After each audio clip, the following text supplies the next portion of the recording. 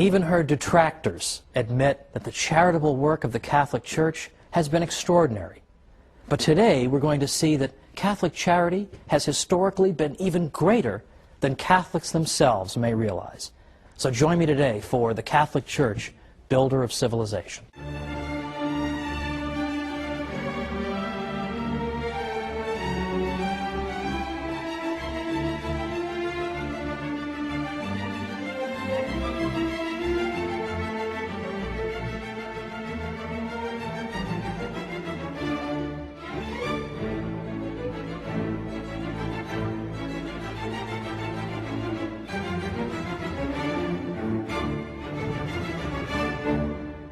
Welcome to the Catholic Church, Builder of Civilization.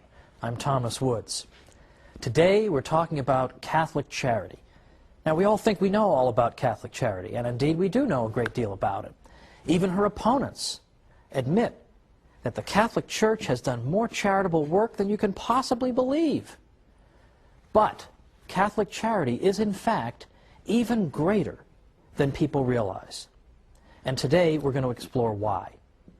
For instance, it's the quality of the charity as well as the quantity. It's not simply that the Catholic Church did a lot of good work for people. That we'll look at in a moment. But it's the spirit that animated that charity as well. So, for instance, the Catholic Church taught that you should help somebody not because you expect a reward or you're going to keep hectoring this person forever, that you owe me something, remember I helped you 3.5 years ago, or you don't do it so that you can show the world what a great person you are. You do it because it pleases God, because you respect a fellow human being as being made in the image and likeness of God, and that you know that charitable work pleases Him. This is why you do it. You do it out of a love for God and your fellow man, not because you expect any kind of reciprocity. Beyond that, we have even the counsel from the Church that you should even help your own enemies. What, are you crazy? In the ancient world, they would have thought that was crazy. In ancient Greece and Rome, that would have been considered absurd. And indeed, in the ancient world, a lot of the giving was self-interested. It was not given out of the pure desire simply to help a fellow human being. So the quality, the kind of charitable work, the spirit that animated it, was very different in the Catholic world than it had been in the world that preceded the Church. But we should not at the same time disparage the question of quantity, because here too the Church excelled. Because for the first time you had institutionalized care for the sick and widows and orphans and the poor. Now again, there had been generosity shown in the ancient world, no one would deny that, but nowhere near the level that we see under the Catholic Church. Now remember my rule, I want to cite anti-Catholics whenever I can to show that what I'm saying really is true, because even an opponent of the Church admits it. Well, I'm fond of citing a historian from the 19th century named W.E.H. Lecky, because he was known to be an opponent of the Catholic Church, and yet when he wrote about this subject and he spanned the historical record, he concluded that there is no question that neither in practice nor in theory, neither in the institutions that were founded, nor in the place that was assigned to it in the scale of duties, did charity in antiquity occupy a position at all comparable to that which it has obtained by Christianity. So it's both the quality and the quantity of the Catholic charitable work that distinguishes it and makes it so historically interesting and compelling. Now, one objection can be raised to what I've said so far. There was an ancient school of philosophical thought called Stoicism. And the Stoics did indeed seem to be people who called for doing good deeds out of a sense of duty and without any expectation of reciprocity. The Stoics, in effect, believed that the wise man was a man who had no emotional connection to the world, who was such a master of his own person that he was utterly unperturbed by outside events, no matter how tragic. Well, it was in that spirit, that very, in a sense, empty kind of spirit of merely discharging your duty, that the Stoics engaged in charitable work. Yes, they taught that the wise man knows that he is a citizen of the world and all men are, in effect, to be cared for, but they are to be cared for without lending any emotional attachment to the relationship. So, for example, Seneca, who was a Stoic, said, "The sage will console those who weep, but without weeping with them. He will succor the shipwrecked, give hospitality to the proscribed, and alms to the poor, restore the son to the mother's tears, save the captive from the arena, and even bury the criminal. But in all, his mind and his countenance will be alike untroubled. He will feel no pity. He will do good, for he is born to assist his fellows, to labor for the welfare of mankind, and to offer each one his part. His countenance and his soul will betray no emotion as he looks upon the withered legs, the tattered rags, the bent and emaciated frame of the beggar. But he will help those who are worthy, and like the gods, his leaning will be toward the wretched. But it is only diseased eyes that grow moist in beholding tears in other eyes." Well, that was the spirit of the charity of the Stoics. So they themselves were to be unperturbed by outside events, by the misfortunes of those whom they helped. And so naturally they were perhaps not as eager to go out looking for evil, because they in effect tried to ignore the existence of evil. They did not make the kind of emotional connection that we see, for example, in a Mother Teresa. Mother Teresa, these people were not. In fact, we have example after example of Stoics being given bad news. For instance, "Sir, your child has just perished," and we hear the Stoic reply so flippantly, saying things like, "Well, had to go sometime." Who on earth would say that when losing a child? But that was how the Stoic demonstrated his complete mastery of the outside world. "I'm unperturbed by this. Nothing can affect me. I do not let my emotions get the better of me." Now, getting back to the Catholic Church, where does this spirit of Catholic charity come from? Well, it comes from her founder. It comes from the teaching of Christ himself, who of course said to us, "A new commandment I give unto you, that you love one another as I have loved you, that you also love one another. By this shall all men know that you are my disciples, if you have love one for another." St. Paul went to an even greater extreme to some people when he specifically noted that you should show charity even toward your enemies. Now, Christ instructed that of us as well.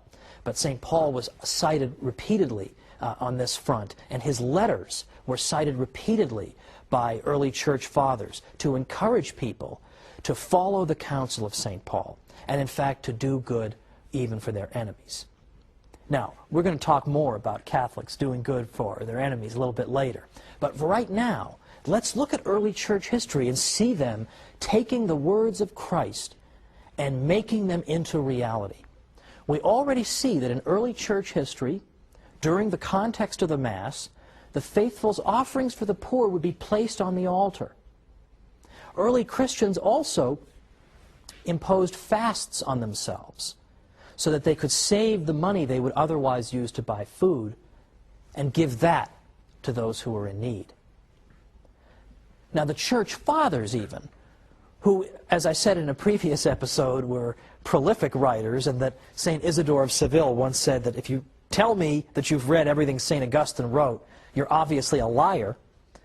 Yet they found time to do this, because this is an indispensable part of the Christian life. St. Augustine, for instance, established a hospice for pilgrims, ransomed slaves, and gave away clothing to the poor. In fact, he told people, "Don't give me expensive clothing as a gift. You may like me, you may be impressed with my writing and my speaking, but don't give me expensive clothes, because I'm not going to wear them. I'm just going to sell them and give the proceeds to the poor." St. Cyprian and St. Ephrem organized relief efforts during times of plague and famine. Now, St.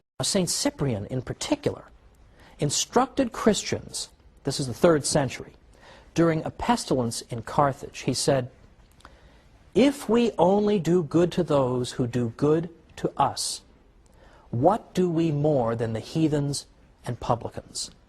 If we are the children of God, who makes his sun to shine upon good and bad, and sends rain on the just and the unjust, let us prove it by our acts, by blessing those who curse us, and doing good to those who persecute us."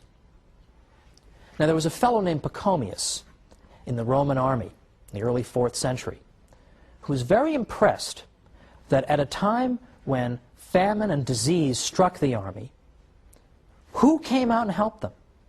Who came out and lent their undiscriminating assistance? It was those who believed in Christ. And here they were helping some of the very people who had persecuted them in the past. This amazed Pachomius. He wondered, what kind of religious tradition could it be that could inspire this kind of disinterested benevolence, in which you would indiscriminately do good, even to those who had done evil to you? He couldn't believe these people. So what do you think happened? He began investigating the faith. What is this all about? And before long, he himself was a convert. This is, in large part, how a great many Catholics have converted non-Catholics. It's not always by debating them into the church or bashing them over the head into the church, although, by the way, that's how I came in. People bashed me over the head over and over and said, "It's the one true church. What's the matter with you, you Lutheran?" And it made me think, and I came in. But other people have been brought into the church because Catholics have just niced them to death. They're just so nice to them all the time, they just can't take it anymore. Okay, I will look into this. How can you people be so good to me? And that's what brings them in. That's what brought in Pachomius. This is the great witness of Catholic charity. Now, as I say, it's always fun to see what anti-Catholics have to say. And there are many of them. But even anti-Catholics have admitted, as we'll see after the break, famous anti-Catholics have admitted that they don't know how to account for what the Catholic Church has done. They look at Mother Teresa, they don't know how to explain this without using a supernatural explanation. Well, let's go ahead and come on back after the break, and we're going to see some of the Church's most outspoken opponents and what they've had to say about Catholic charity. So come right back.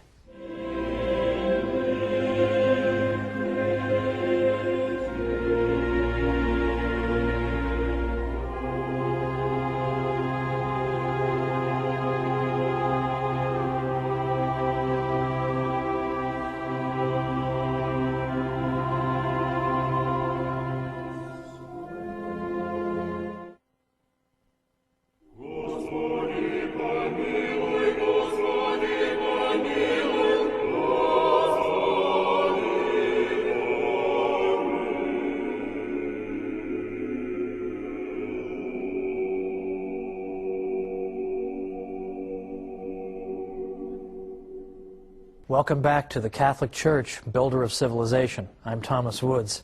Today we're talking about the extraordinary story of Catholic charity and arguing that in fact it's been far greater than even the Church's greatest friends, I think, have sometimes appreciated.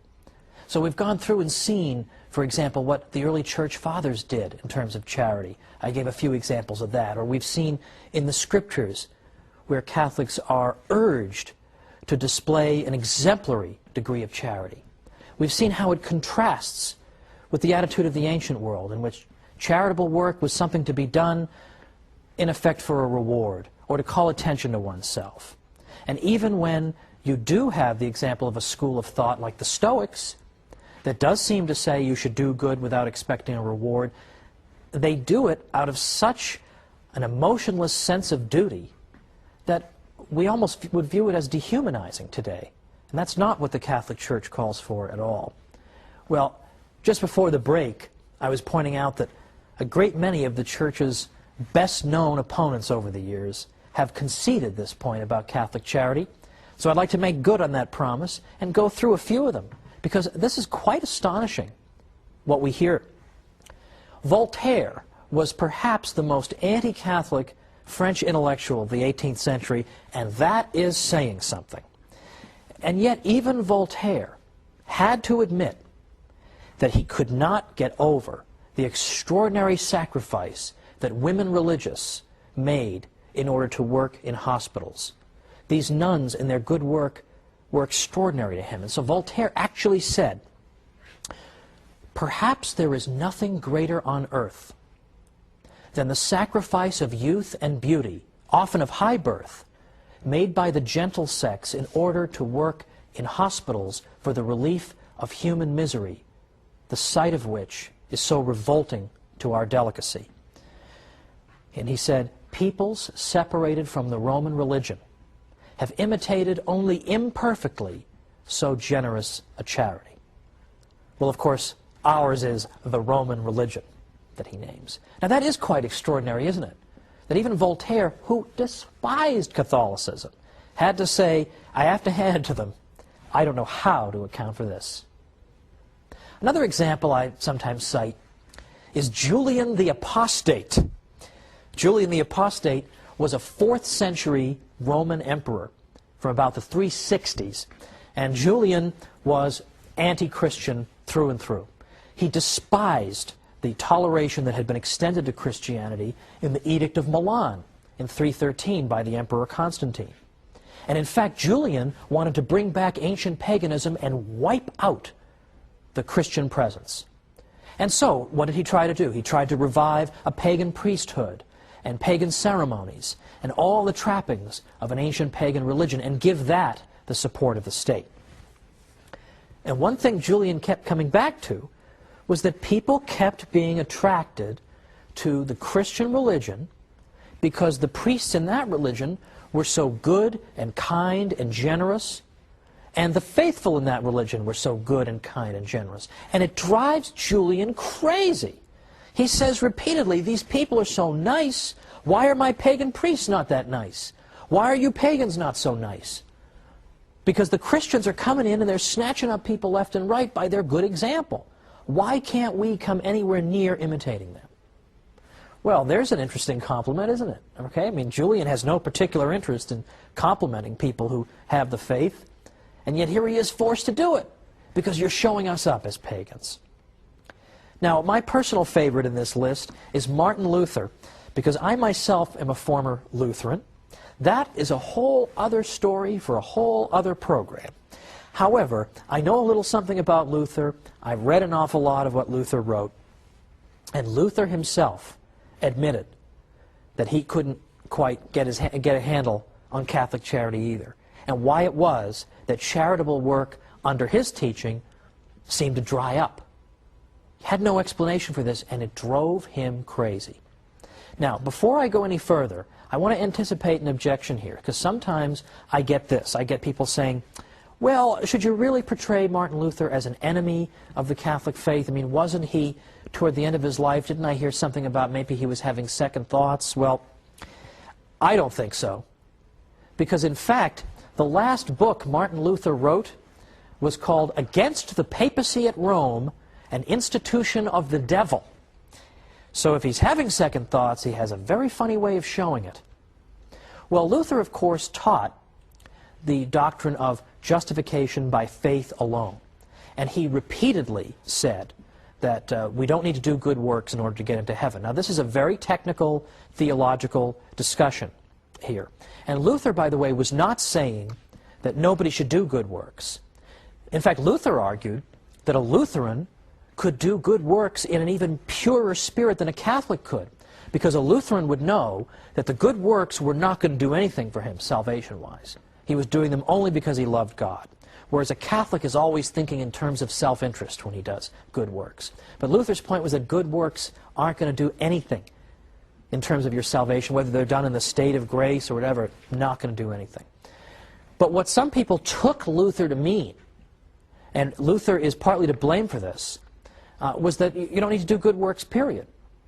Because Luther would speak in such exaggerated language that at one point he actually said, you can commit adultery 100 times a day, and you can commit 100 murders a day, but as long as you have adultery 100 times a day, and you can commit 100 murders a day, but as long as you have a lively faith, this will not tear you away from Christ. Well, I think people can be forgiven if they conclude from that that good works are not that important. So what Luther started to see in his day was this phenomenon, whereby a tradition of good works began to dry up completely.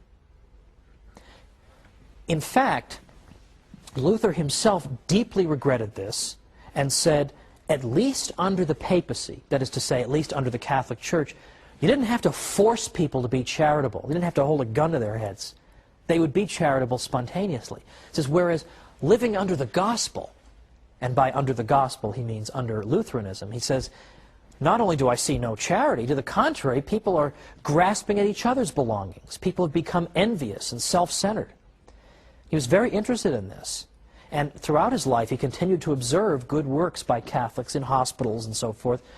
And it really was a rebuke to him. In fact, at one point, he got so frustrated with his fellow Germans that he tried to leave altogether. He just said, I just had it with you people. Nobody's living the gospel. Nobody's living the Christian life. That's interesting. He had to concede. The Catholic Church had helped to make people charitable.